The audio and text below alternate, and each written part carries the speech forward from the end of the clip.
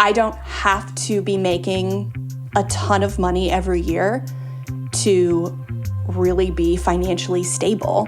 I'm not at the whim of marketers. And I know the questions to ask myself to say, do I really want this? Do I really want it now? And I view more of my spending decisions as want versus need, because that's more empowering.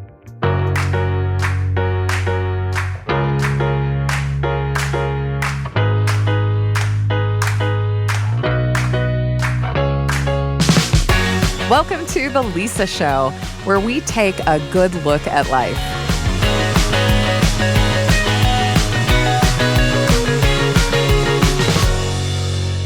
Hey, it's Lisa. I have been thinking about a time when I was about 13 or 14, and my parents were looking to move. For most of my life, the 7 of us lived in this cute red brick home built around the 1920s in Lincoln, Nebraska. It was cozy. We 5 kids shared bedrooms and 1.5 baths. That was the doozy, the 1.5 bathrooms for 7 people, especially in the 80s when my hair routine was, well, extensive. Let's just say that my dad complained regularly about the thin coat of Aquanet covering every surface in that bathroom. Not unwarranted, not unwarranted. But around this time, we had a family conversation that I didn't realize would really impact me for a long time. It was the conversation of, should we move? And the conversation was framed like this. Hey kids, what do you think? We could buy a bigger house. We might get our own bedrooms, but certainly more bathrooms in a different neighborhood, but we would have less discretionary money, less money for eating out, going to movies, that sort of thing. What do you think? I could tell my parents were really asking us what we thought. What I didn't know then that I know now is that they were setting me up to look at money as something that reflected values. What did we value as a family of 7? We valued going out to eat and going to movies, so we stayed put. And I do have a lot of great memories of sharing bedrooms, not the bathroom. But I like to think that no one appreciates their own bathroom as much as my family does.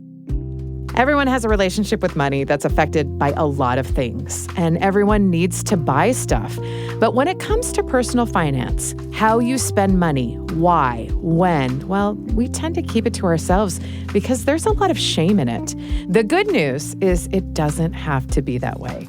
You do the spending, you carry the shame, but before you beat yourself up about it, we're going to talk about why it's so hard because of the intense marketing forces working to distract you from what you really want. We're also going to talk about how you can overcome those forces to make being frugal easier. Specifically, how to see spending money as neutral, how to track habits and figure out what your values are when it comes to money, and what questions to ask yourself to stay on track. I wanted to have a good, honest, friendly talk about how to have a better relationship with money with an expert who would talk about all of it in a way that just looks at the whole picture. I found that person in my new friend, Jen Smith. I'm Jen. I'm one half of the Frugal Friends podcast and one half of the writers for Buy What You Love Without Going Broke. And our hope and our goal is to help people, especially women, figure out how to have this balance between spending money, which we all do, but we're told is quote unquote bad, being bad with money. How do we balance that with also being able to save and figure out what we love in this chaotic world of marketing, when marketing isn't necessarily evil, but its purpose is to get us to spend money, which isn't bad. So how do we balance all these mixed messages when it comes to our spending?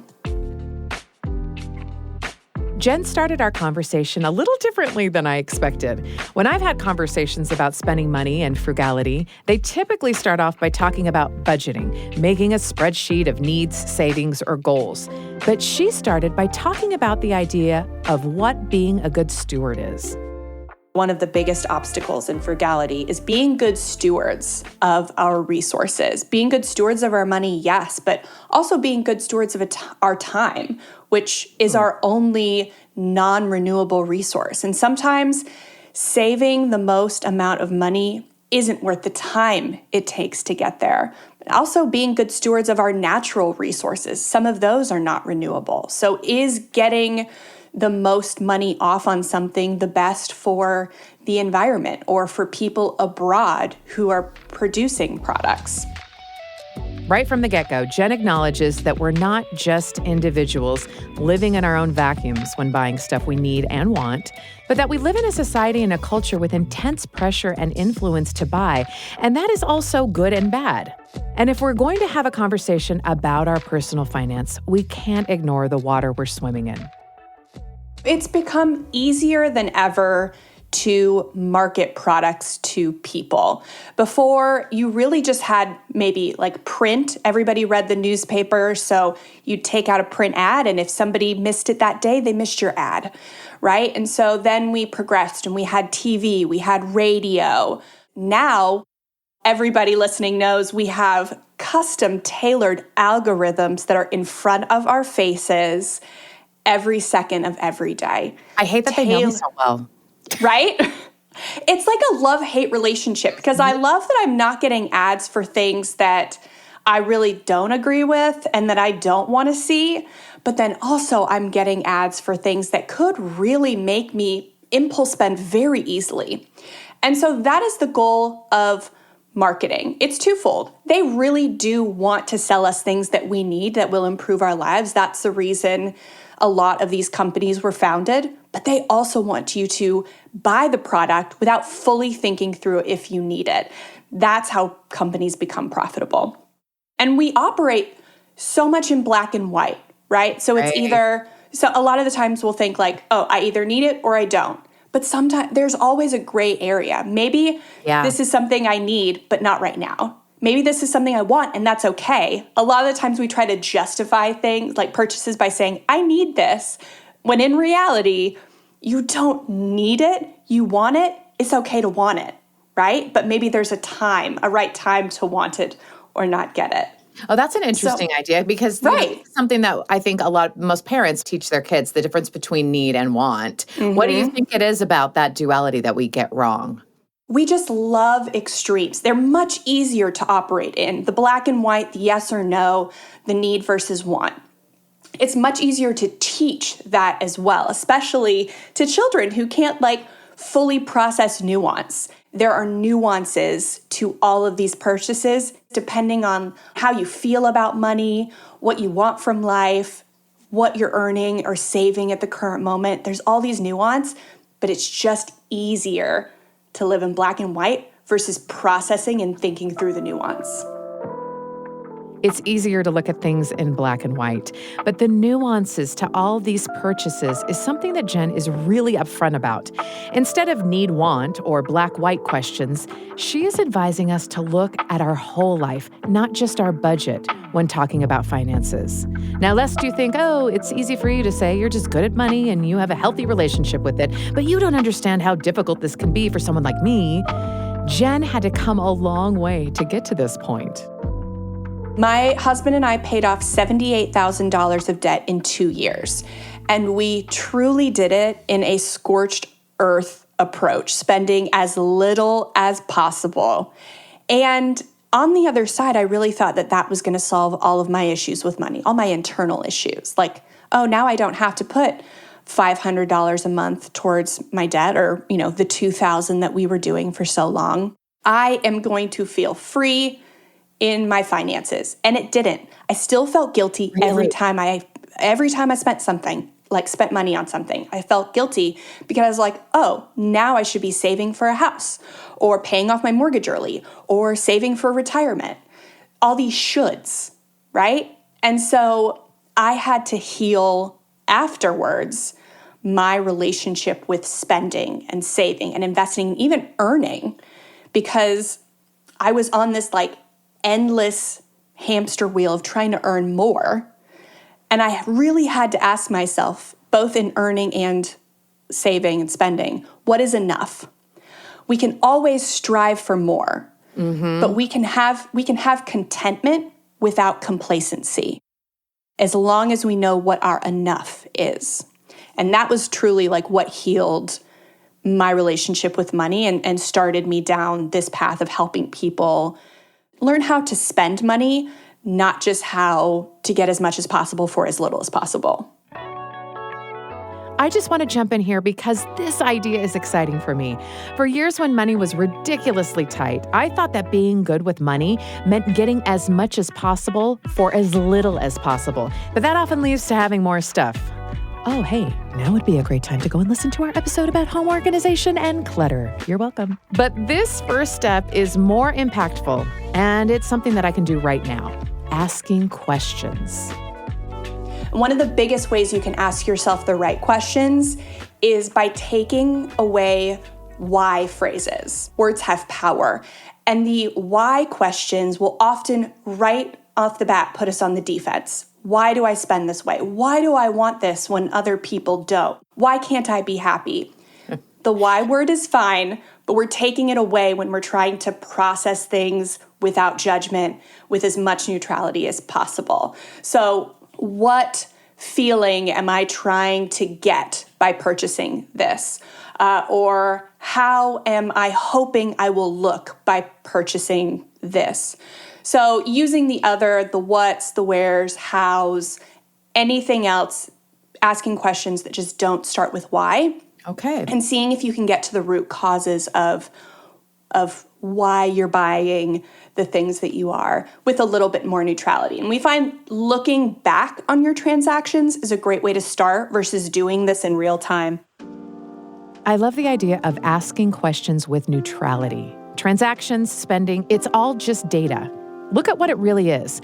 The next skill Jen is about to explain is a 90-day transaction inventory. Now, I know, you might be thinking that you know what this is because these kinds of challenges are really common with influencers. And don't get me started. I think that life is hard enough. I don't need any more challenges. I don't need fake challenges to try to gamify me trying to solve life's problems. I mean, give me a break. But hers is specific and different from the just don't spend any money challenges I see by rich influencers who already have stocked up their pantries and freezers ahead of time. This is an exercise in neutrality.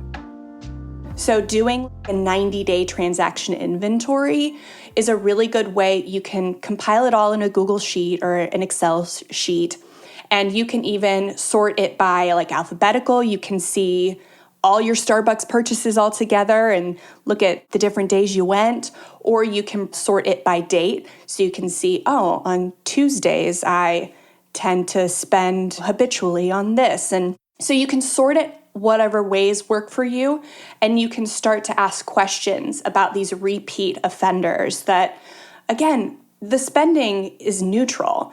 It's the purpose behind it that you want to get at. I want to note that Jen's 90-day transaction inventory emphasizes what she wished everyone knew, that frugality is not a spending race to bottom.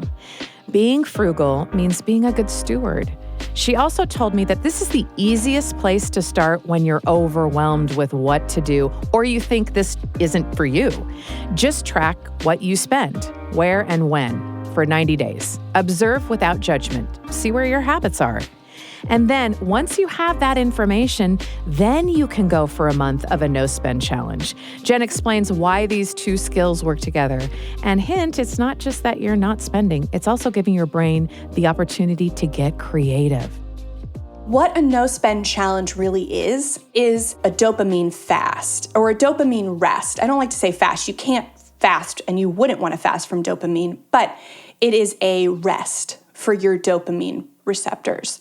And we want to force ourselves to pause before we make habit decisions, spending decisions out of habit or impulse or emotion or any of the reasons that we make impulse spending decisions. We want to challenge ourselves for a month to say no to those, to give ourselves space to get creative. Maybe the reason we want to make that purchase is really good, but maybe we can give ourselves space to get creative in how we meet that desire for free or lower cost. When your first solution is always just to throw money at the problem, no matter how small the problem is, then we don't give ourselves space to get creative. And we might be overspending, we don't even realize it. We do really well in the morning, but then by the time evening comes and we're scrolling Amazon, our decision fatigue really does keep us from being able to make better spending decisions. So we want to just make the decision no for a whole month, so it gives us more space and brain capacity to get creative.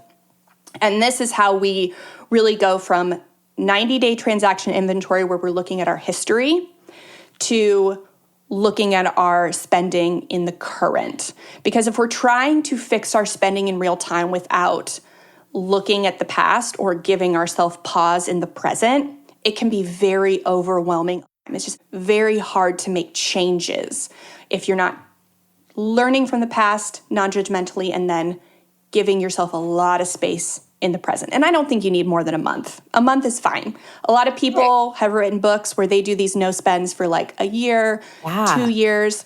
That's something different. We're trying to learn how to spend money, not how to not spend money. We're looking and focusing on how to spend money, not how to not spend money. Jen knows that shame plays a big role in spending, even though spending money is neutral. And this framework is important for primary spenders, which are often women. Jen had some insights into exactly why women, in particular, often feel shame around money. We're told that spending money is bad. A person who's good with money saves it all. Yet, women, for the most part, are the primary spenders of their household. We're typically buying groceries, we're paying for summer camps, we're paying for school fees. We're doing all this spending.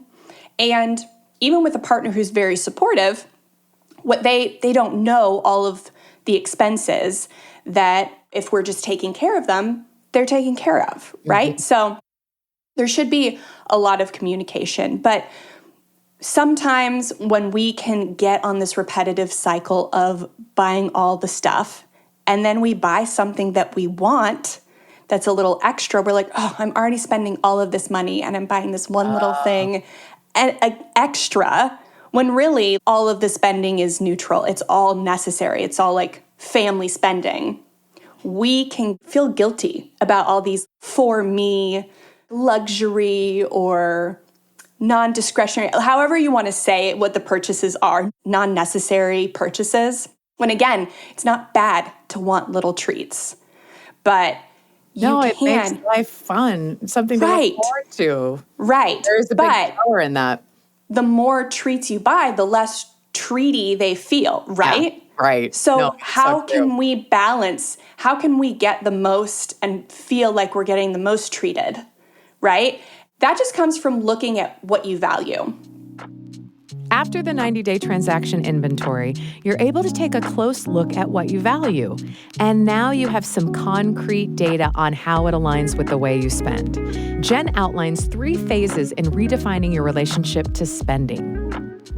The first one involves the questioning and the recognizing your season and kind of laying this foundation, realizing that spending is neutral. Spending is a skill, not a personality trait. So that's buy what you love. That's that phase. The second is say no to what you don't.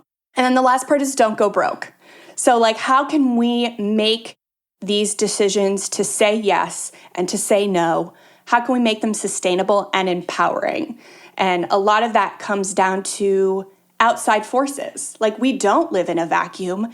And so we want to make sure we set up our environment, whether it's our relationships, the relationships we want to have, and the relationships we have to have.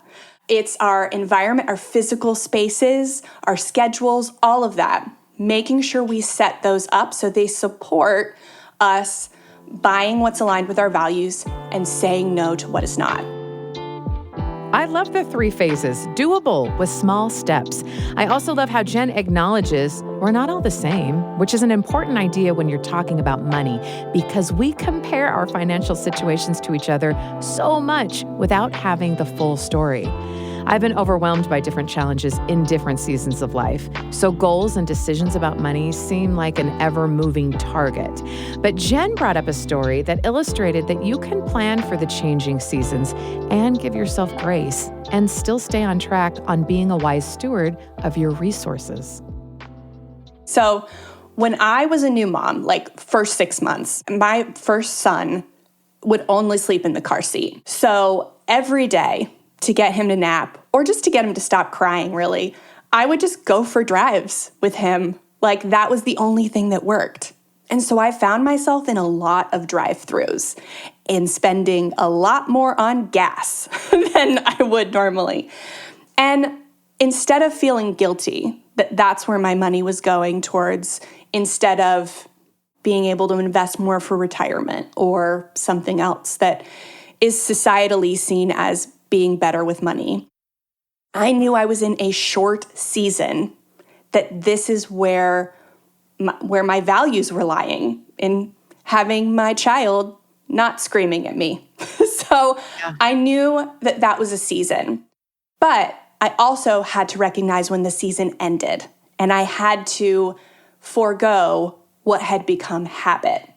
So recognizing and giving myself grace in the season, and also rechecking in to see if my season and when my season had changed. And sometimes after a while, we can take on what we're buying and what we're spending on as an identity. Like, I'm the girly that goes through the Starbucks drive-through every day. When really that was just something that came out of necessity for a season. And I can decide when I recognize the season's over and do something different. Because my identity is not in what I buy. Right. It's in what I decide it is. This idea of identity, of being intentional about separating how we spend from how we define ourselves, was so compelling to me. And even more so because Jen told me a story, you're about to hear it, about the birth of marketing that honestly creeped me out a little bit. But it also made me feel so much better about wanting to buy what I know I am being influenced into buying. It's science. And it's such a good example of why it's so important to answer questions about your values on your own. Because the outside influences telling you what, when, and why to buy are sending very intentional messages that the way you spend and who you are somehow the same thing. We're trying to separate identity from spending. Advertisers are doing the opposite. Here's the story. Not a lot of people will recognize the name Edward Bernays, but do you recognize the name Sigmund Freud? Oh, yes. Okay, well, Sigmund Freud, famous psychologist. Edward Bernays is a famous marketer, and he is the nephew of Sigmund Freud. Okay. So he was pivotal in guiding marketing to have a psychological aspect that very much relied on making in what he called engineering consent. And he was originally known as the father of propaganda. And then when he saw the word propaganda start getting a negative connotation, he rebranded himself as the father of PR, public relations. I've never heard anything more PR spinned than that. Right. So he really fathered in all of these marketing ideas that we kind of take for granted, like eating eggs and bacon for breakfast. Yeah, you heard that right. Eggs and bacon was a marketing thing. Jen explained to me that before the 1920s, breakfasts were very small. In order to increase bacon sales, Bernays wrote to 5,000 physicians asking whether a heavy breakfast was better for health than a light breakfast. 4,500 physicians wrote back confirming that a heavy breakfast was better for health because the body goes without nutrients after a night's sleep. He then had this quote-unquote study published in newspapers across America, conveniently presenting bacon and eggs as the new standard. Bernays also got women smoking. He hired women to smoke in the Easter Parade in New York City to normalize women smoking in public, which was frowned upon. These are the marketing things he would do. And he used psychology specifically for smoking. This was around the time women had just gotten the right to vote. So he said, if you want to further your equality with men, then you should smoke like men. And he called cigarettes torches of freedom. And that is what got women smoking in the 1920s, is capitalizing on that really natural and good desire for equality that we all had, but telling people a product will get you there. Mm-hmm. And now, ever since, marketers are telling people that this really natural, good desire that you want can be solved by my product or service. So there's a product for every problem. The world is against us. Kidding, not kidding.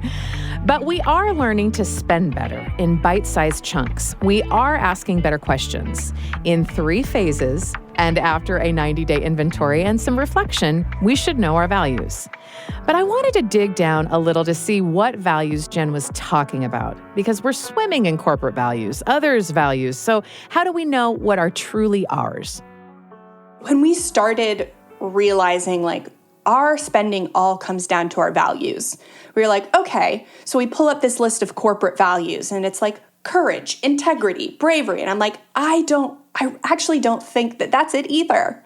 I'd love for my toothpaste to be courageous. I know, right? Of course, but it is not what I'm thinking about. And of course, I Right. want everything to be ethically sourced. Right. as well, but what is it that we're really, talking Right. about? Maslow's hierarchy of needs is 5 levels, a hierarchy of human needs. And so on the bottom, we of course have food, water, shelter. We go up, we have safety and consistency and all that. And then we get up into these higher needs. And those are the ones that we tend to spend on without actually realizing we're spending on those things. Okay. So above that, we've got friendship, belonging, connection, romantic relationships. Above that, we have self-esteem, respect. And then above that, we have our self-actualization, our feeling like we've got purpose in the world and we're actually living into that purpose. And creativity is there as well.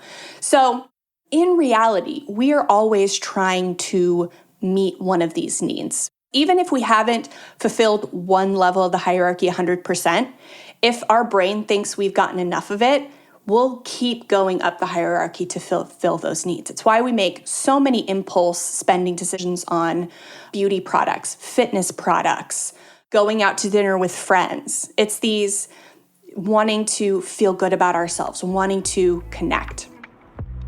Our spending decisions are influenced by our real needs, but I hadn't connected that to impulse buying before Jen explained it.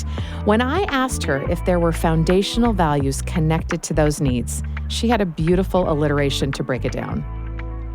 The 4 foundational values that everyone is trying to meet, they all start with F's, alliteration, we love. Love it. Favorite F words, is family, friends, faith, and fulfilling work. And so these pretty much cover all the levels of the hierarchy. And then beyond that, these little things that we think fall outside of our values are still on that hierarchy. So maybe I'm like, I love getting coffee at this coffee shop. And it's truly actually either I love seeing my friends there, meeting my friends there, or I just really love the taste of that coffee.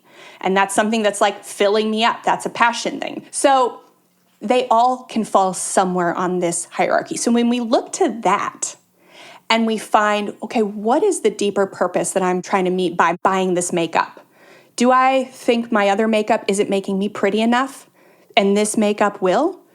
And so what is the actual value I'm trying to meet here or with skincare or with anything? And so when we look to our values, we start with those 4 because they're easy. Everyone's got them. And then once we get a little deeper, then we can start to align other things on this hierarchy. And that's how we figure out, okay, if I'm actually trying to increase my self-esteem, do I need to be buying this, wrinkle pumper product? Is that it? Or could it be something else? And maybe it is the wrinkle pumper. Maybe it is. But maybe it's not. You just have to take the time to ask the question. I love this idea. You ask the question for yourself. And again, because maybe it is a wrinkle pumper, maybe it's not. It's not a prescriptive list for everyone. Spending money is part of life and living, so do it intentionally in a way that you feel good, aligned with values. And for those of you at the beginning of this, keep the end in mind because the effect is great. Here's the effect for Jen. I can tell you for me, because I based all of this off of my journey, truly. I feel a lot less heavy about money because I grew up where you couldn't buy anything or it was such a pendulum, right? We couldn't afford anything, quote unquote, but every weekend we would go to the mall, right? But we couldn't afford anything nice because we didn't have enough money. But we bought all kinds of inexpensive things. So the house felt full and cluttered. And so I took that into my adulthood. I thought I was frugal because I bought a lot of stuff, but I bought it generic brand. But I wasn't thinking about the rate at which I was consuming. So I still didn't have a lot of money. And so I had to, and still am, this is a journey. Right. I had to come out of this idea that frugality is a spending race to the bottom. It's buying everything as cheap as possible. And that it's really all about getting the stuff, more of the stuff money can't buy, but requires money. Yeah. So that's how this has gone for me. I feel like I don't have to be making a ton of money every year to really be financially stable, because I'm not at the whim of marketers, and I don't impulse spend whenever I want something. I know the questions to ask myself to say, do I really want this? Do I really want it now? And I view more of my spending decisions as want versus need, because that's more empowering. At the end of our conversation, I was thinking about the freedom that comes from owning your own choices about how you want to live your life and spend your money. It really is empowering to ask yourself the question about why and when you spend on what. Take a real inventory about how you actually spend, and then practice in phases or seasons to align them with your values. We live in a culture where it's easy to make quick judgments about how much or how little money others have. How you perceive money can also influence what career you go into, how you spend your time, how you view marriage and having kids, where you want to live. It affects everything. And sometimes it feels tacky to talk about money, so that makes us not talk about it. But digging down to find out what's behind your spending is always worth it. The Lisa Show is a production of BYU Radio, hosted by Lisa Valentine Clark. This episode was produced by Becca Hurley, with help from Erica Price, Blake Morse, and Kenny Mears, with post-production by Kip Merrill. Jen Smith is one of the co-hosts of the Frugal Friends podcast, along with Jill Suriani. Their new book, Buy What You Love Without Going Broke, is now available on Amazon or wherever you get your books. For more information on their show, follow them on Instagram at Frugal Friends Podcast. Be sure to like and subscribe right here so you can catch new episodes of The Lisa Show. And look for more information on how to subscribe to our newsletter on social media. You can also find the new and improved Council of Moms on your favorite platform. Thanks for your messages. We read them all, and thanks for listening. Do you find yourself avoiding the news because of how depressive it all feels, but you still want to stay informed on important issues? Then you have got to listen to Top of Mind. It's a BYU Radio original podcast just for you. It's hosted by award-winning journalist Julie Rose, and every episode leaves you feeling empowered and hopeful and very informed. There you learn to engage with tough topics and develop this empathy for other perspectives while clarifying your own views. If you want to become a better citizen, a kinder neighbor, and a more effective advocate for the things that you care about, listen to Top of Mind. It really challenges your way of thinking in a way that is intellectually engaging and accessible. Listen to Top of Mind on Apple Podcasts, Spotify, YouTube, or wherever you get your podcasts.